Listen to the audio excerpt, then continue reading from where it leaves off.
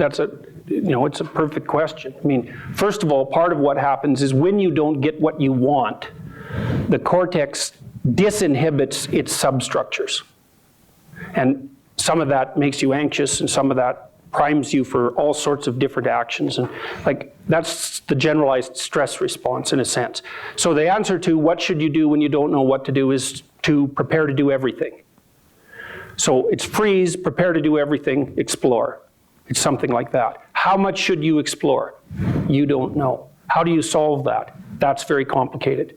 I mean, well, it is very complicated because, and this is exactly the issue that you're raising, is that at the moment of the error, you don't know at what level in the hierarchy of conceptions the error has been made. Maybe it's a mere error in action. Maybe you only said the wrong thing. So imagine that you're contemplating the potential destruction of an intimate relationship. Maybe you're a bad kisser. Maybe you're a total son of a bitch. It's like there's a very broad range of possibilities between that. And when you make any given error, it isn't clear which level of analysis is appropriate. And if you jump to conclusions, you might do yourself completely in. I'm such an awful person, I should never have a relationship again. My whole personality should be retooled. Could be. But I would start lower.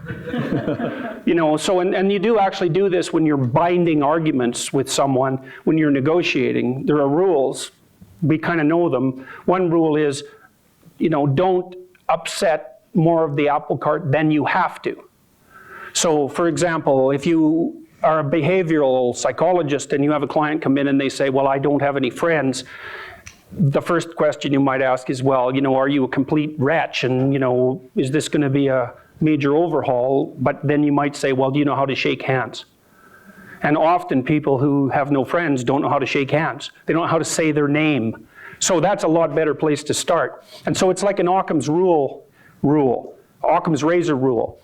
When an anomaly occurs, prepare, assume highest resolution error, start from the bottom and move up.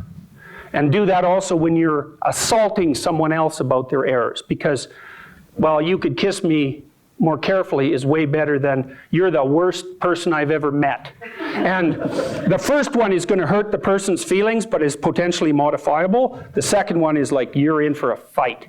Because you're either going to capitulate and die, yeah, I'm so awful, I should just roll over, or it's going to be, no, we'll have a little scrap about who the awful one here is. And generally that's very counterproductive, although it can be stimulating.